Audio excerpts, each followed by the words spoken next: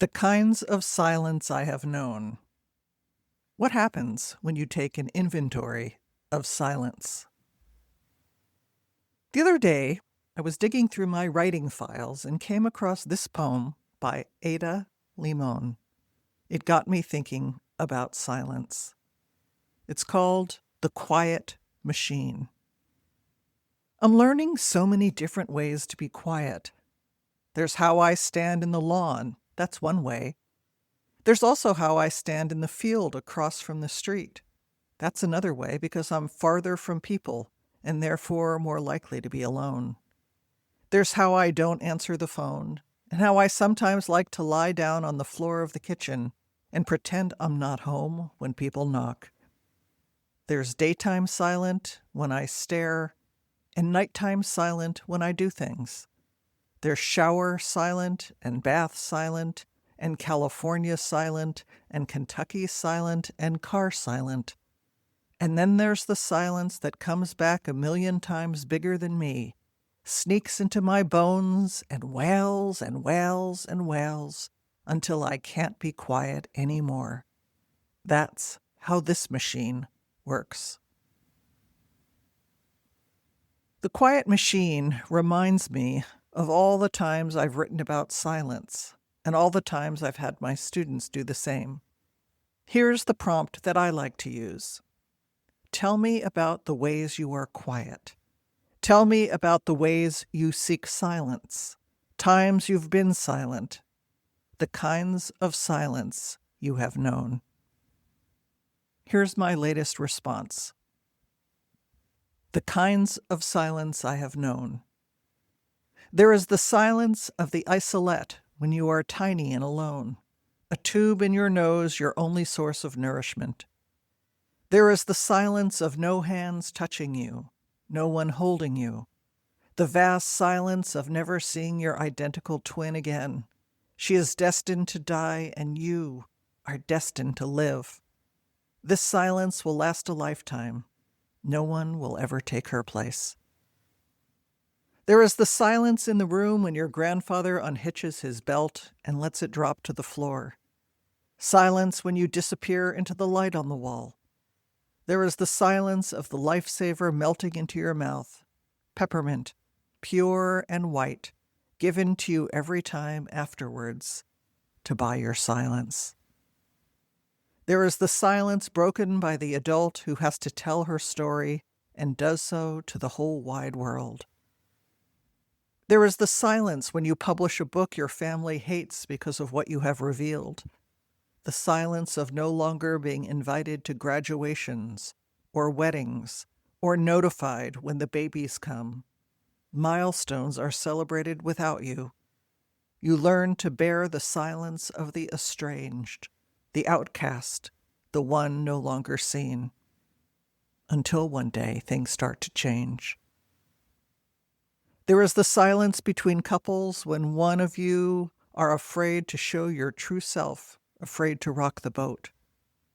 There is the silence in bed when you try to make love again, when the failure is so deep and vast that you want to die or disappear or forget you ever longed to know love. There is the silence when you know it is over, but you can't bear to say it. There is the silence of spent muscles after deep exercise. There is the terrible silence when you realize that you have been caught, that you can no longer hide, that something awful and hidden is about to come out. There is the joyous, weightless silence of underwater, of turquoise water and colored fish, of giant turtles and manta rays, nurse sharks and coral reefs, where the only sound is the compressed air of the scuba tank going in and out of your regulator and into your lungs. There is the silence in your father's hospital room after he has taken his final breath, after you've told the nursing staff not to resuscitate him, to let him die in peace. There is the silence in the room while you sit on the bed and touch his cooling alabaster skin, watching his chest, certain it will rise again. The silence when you realize it won't and never will. There is the kind of silence of the last shovelful of dirt on a grave. There is the silence 25 years later, the silence of your father's voice that you will never hear again. You thought that you would miss him less as the years went on. No one told you that you would miss him more. There is the silence of granite. There is the silence of almost being asleep. The silence that suddenly appears when your wife drops off in the middle of a sentence, which she often does. A silence that is followed by a little snore and then a smile. Your smile. There is the kind of silence when a baby finally goes to sleep, the heavy weight of their body settled against your chest. There is the silence of a 16-year-old when you try to get her to talk about her life. There is the silence I craved in my mother's final years, when she told the same story the same way for the 5th time in an hour. How I longed for her to stop. How I longed to flee. How I didn't flee. And now, for all these years, a new silence has filled my life, since she, my mentor, my nemesis, my precious, difficult, cranky, needy, generous, loving mother is gone. How I long to hear those repeating stories again. There is the silence of washing your mother's body after death, the silence of her stiffening limbs and unmoving face, the silence of cutting the gown off the husk of her body to scrub the blood pooling purple on her back. There is the silence of sitting with your brother crammed into a tiny room in the back of the crematorium on 2 metal folding chairs when the attendant wrenches open the large metal door and you see your mother's skull glowing red with fire. In that silence, you are transfixed and think it is the coolest, most amazing thing you've ever seen. That's our mother in there. But you don't say anything to your brother because there are no words to capture this final glowing red goodbye. There is the silence of the deep woods when I tuck my earbuds in their case and shove the case deep in the pocket of my jeans.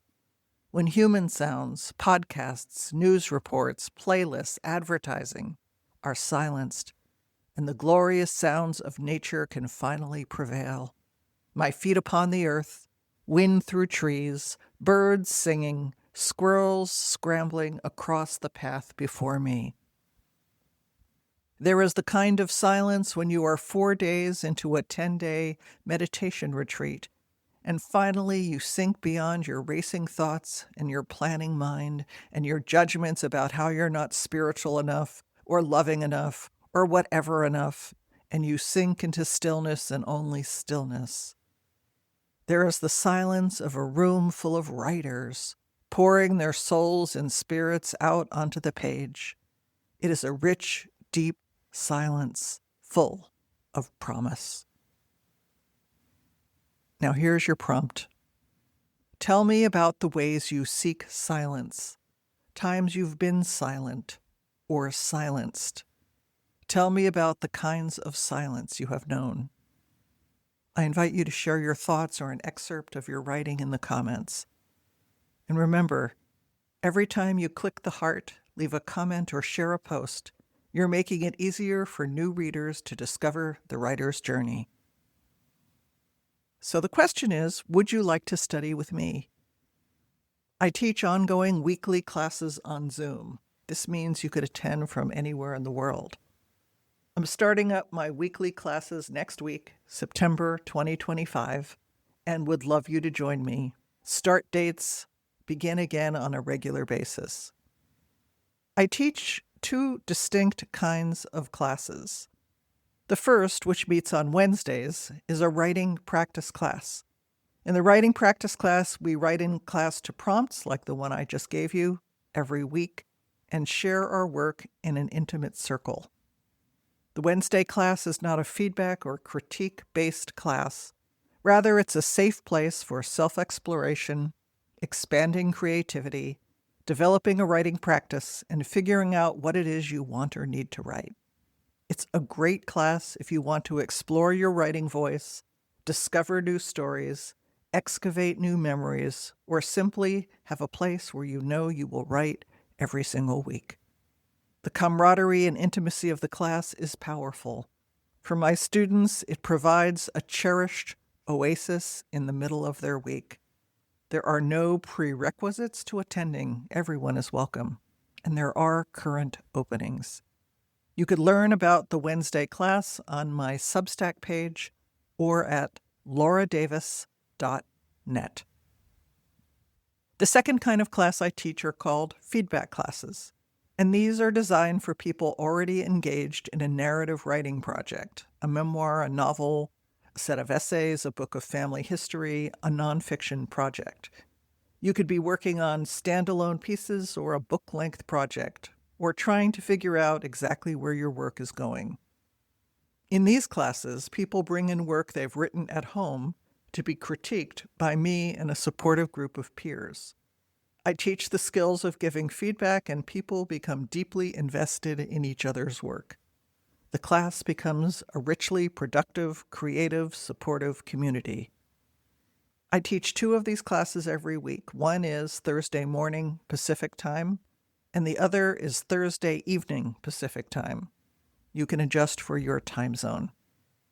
My feedback classes are not for beginning writers. A writing sample is required so I can make sure people will be served by the class.